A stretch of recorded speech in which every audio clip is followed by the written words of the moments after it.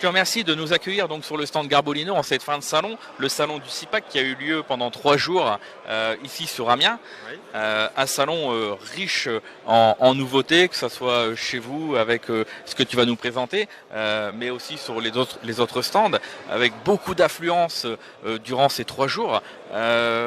Stéphane, tu peux me présenter un petit peu le stand que vous avez fait ici durant ces 3 jours? Bon, bien entendu, là on est en fin de salon, donc il n'y aura plus personne qui suivra ce live qui pourra s'y rendre, mais au moins me présenter, savoir ce que vous aviez sur le salon et aussi en gamme de feeder.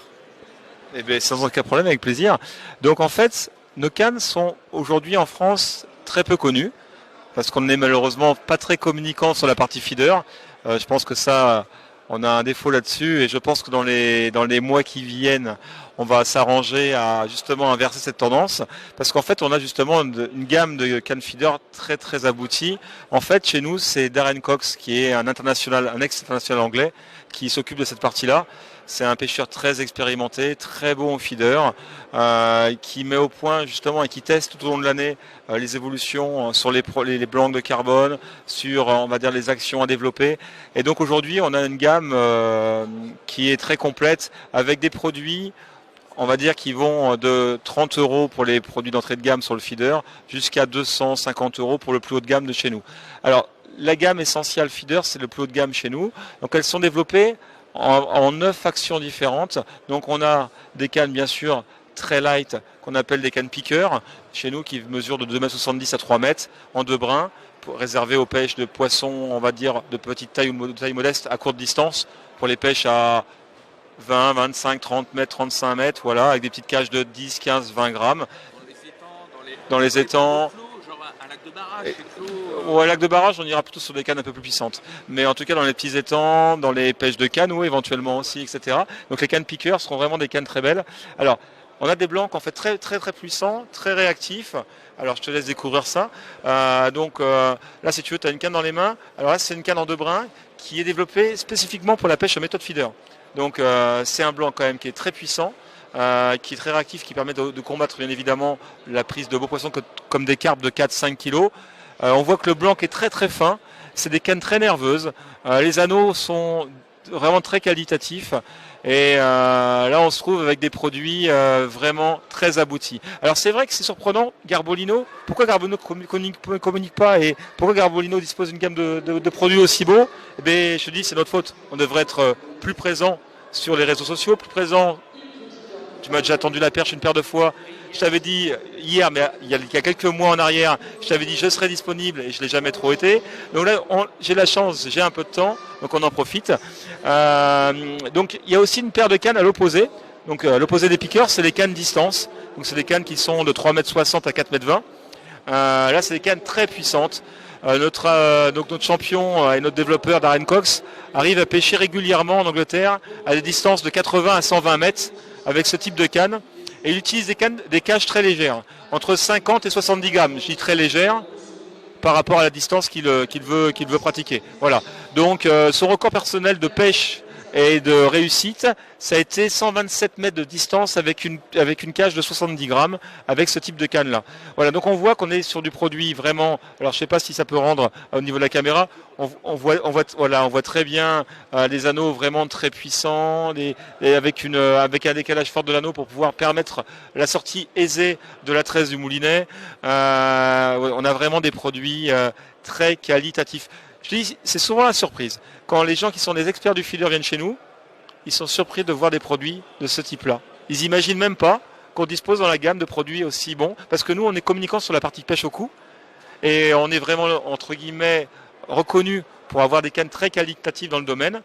Et en fait, au feeder, on a le même niveau d'exigence et un même niveau de technicité sur les produits. Oui, parce qu'il suffit de regarder un petit peu. Bon, on va te féliciter.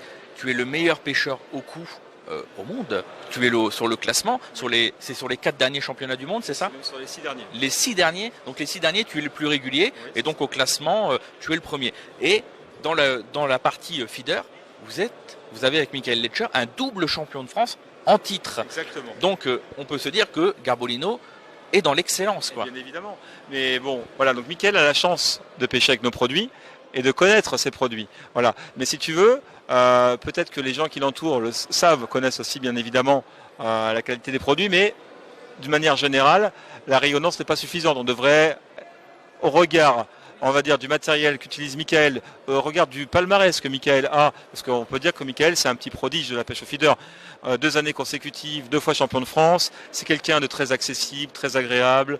On ne pourrait pas s'imaginer, au départ, en rencontrant ce personnage-là, en fait, sa personnalité est un petit peu, on va dire, presque effacée au regard du grand champion qu'il est. En fait, on a toujours l'impression qu'il est presque triste quand il s'impose parce qu'il a battu les autres, alors qu'il devrait être plus vainqueur, grand, etc. Mais il est très humble. Et je trouve que voilà, il a pas, et c'est très bien, c'est très très bien. Je pense que c'est un champion atypique. Qui a de longues années à faire en équipe de France devant lui. Je pense que son palmarès sera éloquent d'ici quelques années. C'est déjà éloquent, parce qu'on est déjà 2 fois champion de France à son âge, c'est exceptionnel. Et je pense que dans les années à venir, il continuera à progresser. En tout cas, il aura le matériel qu'il faudra pour continuer à évoluer dans le bon sens. D'ailleurs, c'est un petit scoop que je vais vous donner. Dans une quinzaine de jours, on a prévu une grosse réunion de travail justement avec Michael Etcher, avec Gaspard Castet, qui sont 2 internationaux, et également Darren Cox. Et on se réunit tous autour d'une table pour dire, allez, Garbolino aujourd'hui n'est pas assez reconnu sur le feeder. Pourquoi ? Parce que les accessoires aujourd'hui sont assez anciens chez nous. Quand je dis assez anciens, c'est une gamme qui a 6-7 ans.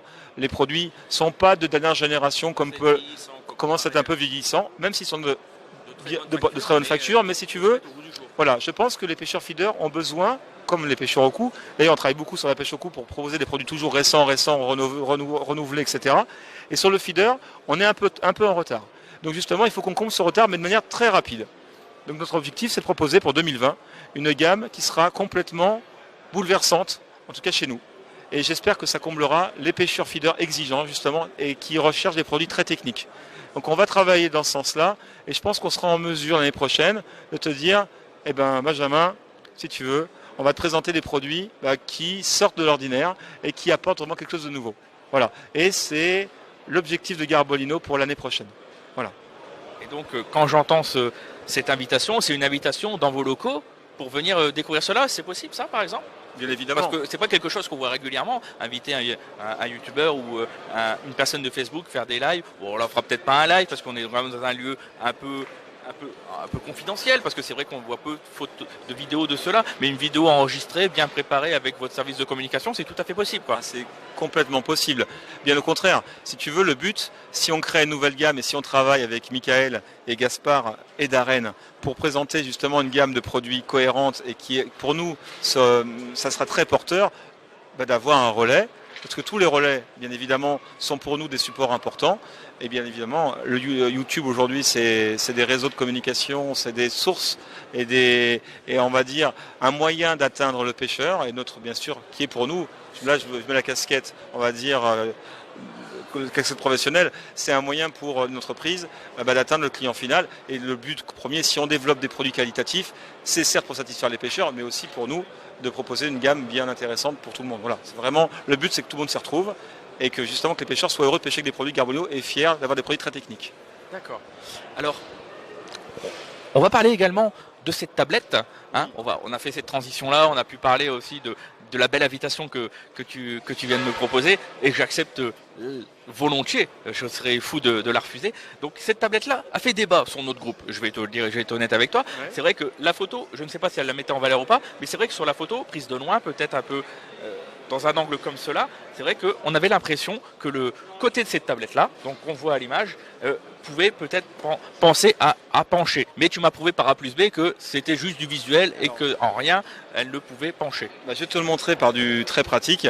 En fait, cette tablette, alors déjà, pourquoi cette tablette ? Oui, pourquoi ?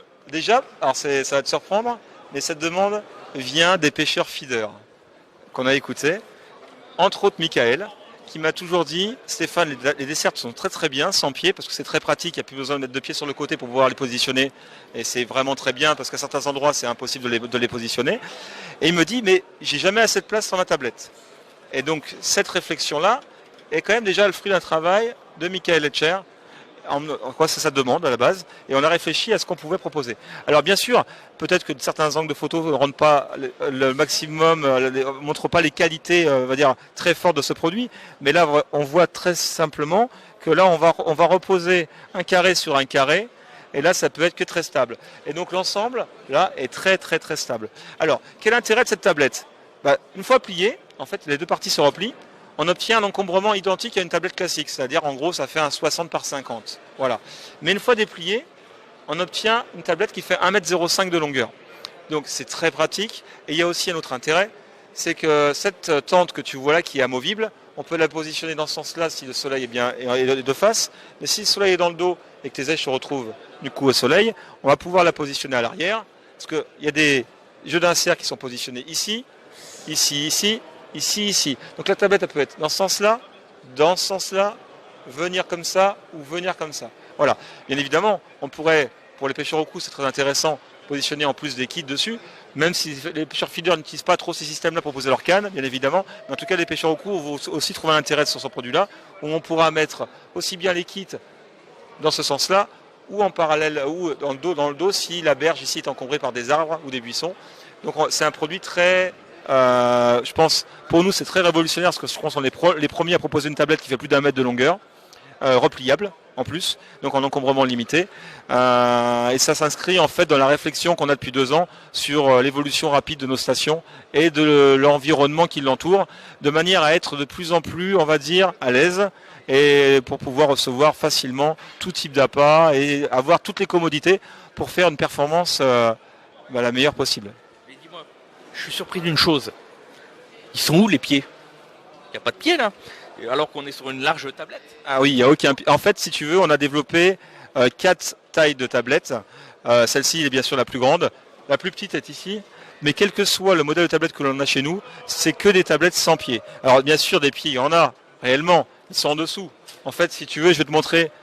Alors, est-ce qu'on peut me suivre? Ça serait top. Super, génial. Je vais vous montrer une tablette, c'est la version actuelle. Donc c'est la tablette de taille XL qui fonctionne sur le même procédé. Tiens, je vais te laisser tenir le micro 2 secondes. Oui, bien sûr. Voilà. Donc les pieds sont là. Et voilà. Et ils sont bien cachés en fait. Ils sont bien cachés. Alors c'est des pieds. Donc une fois repliée, la tablette prend pas plus d'espace que ça avec les pieds intégrés. Bien, ok, donc là on est sur un modèle assez compact avec les pieds repliés.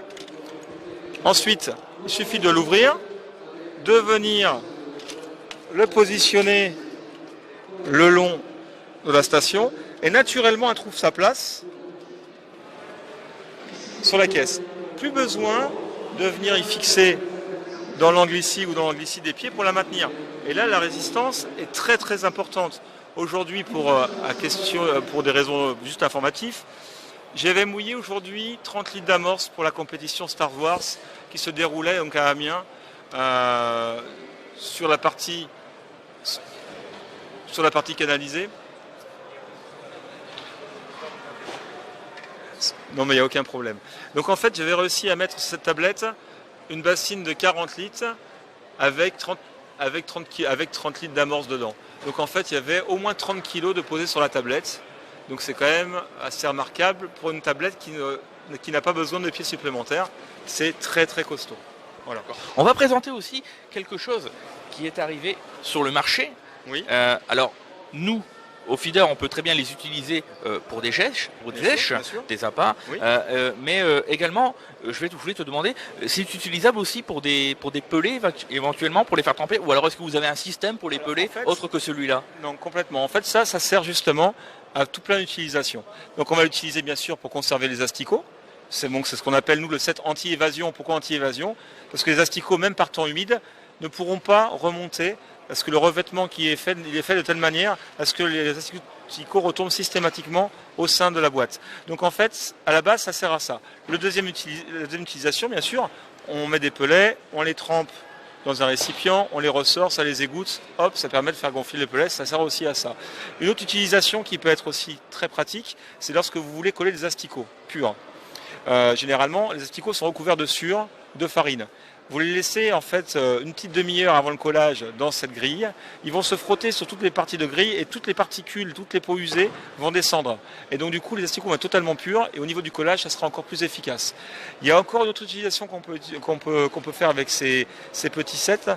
On peut mettre pour les pêcheurs au cou là par contre, ceux qui pêchent avec du fouillis, au feeder bien sûr vous ne pêchez pas avec du fouillis à l'hameçon. Nous on peut le faire, ça peut arriver. Et des fois on prend des très très gros gardons avec du fouillis à l'hameçon sur les pêches très techniques. Du coup, au début de partie de pêche, on met quelques petits fouillis là-dedans qu'on aura pris dans son paquet initial. On les met à passer dans une cuvette. Tous les vivants vont passer au travers. Et naturellement, on n'aura que des ailes vivantes qu'on pourra mettre au bout de l'hameçon. Donc il y a plein d'utilités pour ces petits sets anti-évasion. Et voilà, donc nous, on les vendra par lot de 3. Ils seront donc livrés dans une boîte carton et ça sera un set global. Voilà. D'accord. Tout à l'heure, tu nous parlais du concours Star Wars qui a eu lieu durant cette journée. Oui. Hein, un moment magnifique que j'ai pu suivre et faire retransmettre à nos internautes. Oui. Tu as fait une belle performance dessus, mais néanmoins, le brochet que tu as pris n'a pas compté. Ça a compté dans le poids final. Est-ce que tu peux nous expliquer un petit peu ta pêche du jour, un petit peu comment tu as vécu cette pêche aujourd'hui? Ok, avec plaisir. En fait, alors, j'ai hérité, si tu veux, du numéro B7. C'était un groupe où il y avait 8 pêcheurs. Donc ça me donnait, en fait, le tirage, bizarrement, avec les nouvelles réglementations, c'est pas le 1 avant, le 1 était à l'aval, le 8 avant était à l'amont. Maintenant, ça a changé. Le 1 est positionné à gauche, et les gros numéros sont positionnés à droite. Du coup, je me suis retrouvé avec mon 7 à avoir un numéro 2 aval, qui est très bon sur des pêches de gardons, parce que les gardons rentrent toujours souvent par les petits numéros. D'ailleurs, c'est ce qui s'est passé. Assez rapidement, le numéro 1 a pris les premiers poissons. On va dire au bout de 3-4 coulées, il a commencé à enregistrer les premières touches, et il a pris rapidement quelques poissons. Je pense qu'il avait déjà 8 ou 9 poissons au bout de 20 minutes, lorsque je n'avais pas encore enregistré la moindre touche. Après, les poissons se sont installés, et si tu veux, j'ai pris des jolis gardons de belle taille, de 40 à 300 grammes, et il y avait un rythme assez soutenu. Je pense qu'il y avait beaucoup de monde, ça m'a surpris, on a été surpris par, on va dire, l'engouement populaire de l'événement. Il y avait beaucoup de spectateurs, de gens intéressés justement par soit la pêche au cou, soit la pêche au feeder, parce que c'était une épreuve totalement open. Et il y avait des... Oui, c'est vrai qu'il y avait quand même 16 champions français et étrangers qui c'était vraiment, on va dire, le gratin de la pêche de compétition, mais toute pêche de compétition confondue. Et c'était vraiment une épreuve un peu atypique, un peu une épreuve de prestige, mais en tout cas, il y avait un vrai niveau, il y avait un vrai engouement, et puis les pêcheurs aussi avaient envie de s'illustrer, bien évidemment, sur cette pêche. Et moi, j'ai eu la chance donc de pêcher ça durait 3 heures. J'ai eu les gardons pendant 2h30. J'avais un montage un peu agressif pour les pêcheurs au cou, c'est-à-dire que j'utilisais un élastique plutôt orienté carpodrome à la base, parce que j'avais un élastique creux de 1,8 mm. Pour les habitués de pêche en carpe, ils vont dire c'est petit certes, mais pour les gardons c'est très gros. Voilà. Et donc j'ai été assez agressif sur les poissons, c'est-à-dire que je levais les gardons de 150 grammes au tablier sans épuiser. Donc c'est quand même, ça fait déjà des poissons de belle taille. Au cou, généralement, on épuise souvent ces poissons-là. Voilà. Donc je finis la manche avec 12 kg 7 de gardons pour environ 120 poissons. Et au travers, j'ai pris un brochet qui était joli, qui mesurait 50 cm, que j'estime environ à 800 grammes, hein, vu de nez comme ça. C'était bien, sauf que la taille légale était l'an passé de 50. Donc l'an passé, il aurait compté. Et ça a été passé à 60 cette année. Voilà. Donc Star Wars 2017, avec cette pêche-là, ce brochet m'aurait permis de dépasser de très peu Yohann Housset, qui a remporté de très belle manière au feeder l'épreuve. Lui, il a choisi sa pêche de prédilection et il a excellé dans son domaine de compétences. Et il a fait une démonstration dans son secteur avec je crois qu'il a pris 14 brèmes, ou 13 ou 14 brèmes, pour 13 200 points. Donc une pêche relativement belle au regard de tout ce qui s'est pris autour de lui. Et moi, je me suis exprimé sur une pêche autre, qui était une pêche à la grande canne de gardon. Et j'ai fait 12 700 points. Donc on a 500 grammes d'écart. Et le brochet que j'ai remis à l'eau m'a coûté le titre final. Mais ça fait partie du jeu. Je le félicite encore une fois parce qu'il a fait une vraie démonstration. Et je pense que ce qui est important aussi en compétition, c'est d'être compétiteur pendant les 3 heures, mais de savoir reconnaître aussi ceux qui gagnent et de les féliciter. Et donc félicitations à Yohann pour sa belle performance. Voilà. Dire de plus. Moi, tout ce que j'ai dit en clôturant mon live, c'est dire c'est une belle démonstration que la pêche française vit bien avec d'autres grands internationaux. On a vu meilleur pêcheur feeder français. Il est le premier des pêcheurs français feeder. Il doit être 7 ou 8e au classement des meilleurs pêcheurs au niveau mondial. Toi, tu es le premier au niveau mondial à la pêche au cou et vous êtes aux 2 premières places. Et c'est magnifique sur un salon de pêche au cou. On a présenté beaucoup le pêche, parce que la pêche au cou, c'est la pêche à la grande canne, mais c'est aussi la pêche au feeder, parce que c'est considéré comme une pêche de cou. Et donc, voir deux Français, et en plus les meilleurs dans leur catégorie, être au niveau mondial, je parle, parce qu'au niveau national, tu vas me dire, oui, c'est Michael Letcher, mais au niveau mondial, voir truster les 2 premières places de ce concours, j'ai trouvé ça magnifique. C'était un beau clin d'œil pour ce salon, quoi, pour cette première édition, quoi. Je sais pas ce que tu en penses, toi. Je pense oui que c'était intéressant et puis surtout d'avoir justement ces 2 techniques complètement différentes qui permettent d'obtenir globalement presque des mêmes scores en fait à l'arrivée parce que c'est des pêches très similaires à l'arrivée en termes de poids. Ils opposent souvent ces 2 pêches-là alors qu'elles ne vont pas être opposées. Au final, voilà, toi tu as fait ta pêche, lui il a fait la sienne, et au final très peu de choses séparent. Et pourtant, c'est 2 espèces totalement opposées. Parce que Johan avait que des brèmes et moi j'avais que des gardons. Et à l'arrivée, le résultat est quasi identique. Bon, il a une courte tête d'avance sur moi, mais on voit quand même que les 2 techniques pouvaient s'avérer payantes sur un parcours qui était pourtant identique et pourtant 2 techniques vraiment totalement différentes et un résultat presque similaire. Donc c'est assez sympa. Je pense que pour les spectateurs, c'est aussi l'occasion justement de découvrir des fois certaines techniques. Alors certains pêchent plus au feeder et certains ont redécouvert la partie canne au cou, ou inversement, il y avait des pêcheurs qui connaissaient pas trop la pêche au feeder et qui l'ont découvert en voyant pratiquer des pêcheurs comme Johan lors de cet événement. Donc en tout cas, je pense qu'aujourd'hui le CIPAC va se terminer dans quelques minutes. D'ailleurs on voit qu'il n'y a plus grand monde autour de nous, mais ça n'a vraiment pas été le cas tout le week-end. Ça a été vraiment beaucoup, il y a eu beaucoup de monde. On a dépensé beaucoup de salive. On était très content de rencontrer en fait des pêcheurs, discuter avec eux, échanger. Je pense que c'est une occasion assez rare de pouvoir côtoyer justement des champions de tous horizons. Et je pense que la plupart des grands champions sont très accessibles. Souvent les gens ont peur de ça et il n'y a pas du tout, il faut pas du tout. Les champions sont normalement justement prêts à échanger et sont là justement pour faire partager leur expérience et faire progresser tout un chacun dans leur domaine de prédilection. La preuve avec toi pour ce live, quoi. Rien n'oblige personne à venir en live et pourtant tu le fais. Certains ont peur, toi, tu as pris l'invitation avec plaisir et tu es venu. Ma dernière question pour toi, c'est s'il y a des personnes qui n'ont pas eu l'occasion de pouvoir venir au CIPAC, d'ici la fin d'année et en 2019, y a-t-il d'autres manifestations que Garbolino sera susceptible d'accepter pour venir présenter leurs nouveautés, présenter les produits et pouvoir aussi mettre à disposition des visiteurs les consultants, toi ou d'autres consultants? Alors pour tout avouer, Benjamin, Garbolino sera présent sur de nombreuses occasions en fait tout l'hiver. Moi personnellement, je crois que j'ai une dizaine de dates d'arrêtés au Cannes Quadlin France où justement c'est des événements sur des fois 2 journées aussi également où là on montre toute la collection ou en tout cas une grosse partie de la collection et de toute façon on fera le nécessaire sur le site Garbolino France sur la page Facebook pour annoncer avant chaque événement notre présence dans chacune des grosses villes que compte notre pays. Donc il y aura l'occasion de venir nous voir, que vous habitiez dans le sud, dans le nord, dans l'est ou dans l'ouest, il y aura bien une fois une occasion de nous rencontrer justement sur un événement et qui vous permettra de découvrir notre gamme, de prendre en main nos cannes feeder et également bien sûr de découvrir tout notre matériel, cannes au cou et stations qui ont vraiment fortement évolué. Voilà. En tout cas, merci à vous aussi pour cette invitation, parce que ça nous aussi, c'est porteur pour nous d'être présents sur la toile.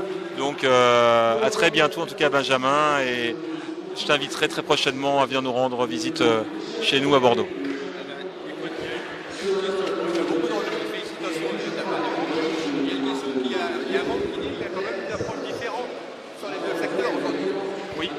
Donc il y en a un qui demande si l'approche était vraiment différente.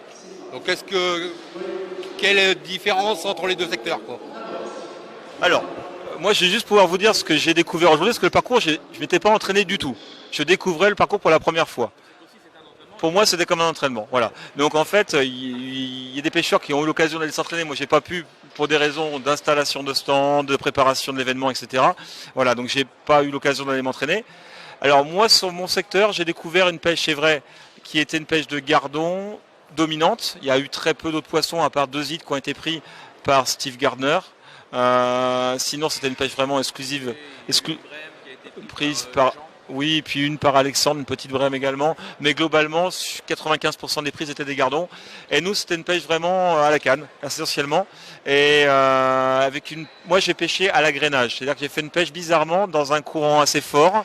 C'est paraît bizarre de pêcher à l'agrainage dans un courant assez fort. Moi, j'ai agrainé et j'avais mis une bannière très longue justement pour pouvoir exploiter toute ma coulée, pour pouvoir pêcher les poissons sur une grande longueur. Voilà. Et j'ai pêché à un moment donné avec l'appui du vent, comme si on pêchait avec une bolognaise. C'est-à-dire que la canne assez haute, et je vais appuyer, le vent s'appuyait sur ma bannière, ça permettait d'avoir un contrôle de ligne parfait par rapport à ça. Et c'était une pêche à la roubaisienne bolognaise à certains moments. Et elle s'est passée, comme si on pêchait à la bolo, en laissant glisser. Adapté à ton environnement. En fait, je me suis adapté carrément aux conditions, surtout de vent. En fait, le vent m'a aidé à pratiquer la pêche que je voulais faire. Et l'agrainage, bizarrement, on pourrait dire, ça sert à rien. Et la graine, vu le courant, parce que le courant est assez vif, bon, il y avait que 2 mètres d'eau. Donc j'ai essayé de trouver l'angle qu'il fallait donner aux asticots pour qu'ils arrivent à l'endroit où je pouvais pêcher. Donc je les lançais 3-4 mètres en amont. Et je prenais des poissons par rapport à moi, donc 3-4 mètres en amont par rapport à moi, et je prenais des poissons décalés en dessous de moi de 4 à 5 mètres. Donc il y avait 8 mètres de décalage entre l'agrainage et la prise de poisson. Mais là, c'est pareil, il faut se sentir, il faut avoir un peu d'expérience. J'ai la chance d'avoir pratiqué des pêches comme ça ailleurs déjà une fois ou deux. Donc il y a certains paramètres qui sont des fois, qui font mimétisme et qui font appel des souvenirs et qui permettent de mettre en pratique des choses que les gens ne penseraient pas à faire. Voilà. Technique au final, hein. On a remarqué, vu tout ce que tu nous dis là, lancer les asticots d'un certain angle pour qu'ils arrivent là, pour qu'ils puissent pêcher un peu plein. On remarque quand même que chaque détail a son importance dans une partie de pêche, quoi. Comme au feeder. La différence au feeder se fait sur des petits détails techniques et sur la pêche au coup, c'est strictement la même chose. Mais bien sûr, ce qu'on leur met en place pour arriver au résultat n'est pas du tout la même chose. Mais par contre, je pense qu'en termes de technicité, les deux techniques n'ont rien à envier l'une envers l'autre. Je pense que c'est du même acabit. Il faut vraiment être très fort technicien pour pouvoir s'adapter à son environnement. Et la force d'un champion aujourd'hui, c'est d'être réactif et de trouver rapidement les clés pour pouvoir développer des touches et provoquer plus de touches que les voisins. Et souvent, c'est justement des ajustements techniques de ce niveau-là qui font les différences. Tout à fait. Alors, je suis désolé, hein, j'aurais aimé passer davantage de temps avec Stéphane. Là, on est sur un sujet qui est vraiment très passionnant. Et ça me passionne aussi. Hein. C'est un crève-cœur pour moi de devoir couper ce live. Mais j'ai encore 2-3 petites personnes à voir. Surtout, va les voir. Et au plaisir de vous rencontrer prochainement. Et vous serez toujours les bienvenus, il n'y a aucun problème. Et oui, on poursuivra cette longue entrevue avec Stéphane lorsqu'on nous irons sur Bordeaux, hein, parce que j'ai découvert que c'était sur Bordeaux. Mais Bordeaux, j'ai déjà découvert, j'ai déjà travaillé là-bas, donc ça me fera un plaisir de retourner là-bas. Et puis on prendra une date ensemble. On vous dit pas quand, et ça se fera. Hein. Je sais que Stéphane n'a qu'une parole. Dans le milieu, tout le monde me le dit, donc voilà quoi. Aucun problème. En tout cas, vous serez les bienvenus. Et bonne fin de salon à tous. À bientôt. À bientôt Stéphane. Je te remercie pour tout. Merci.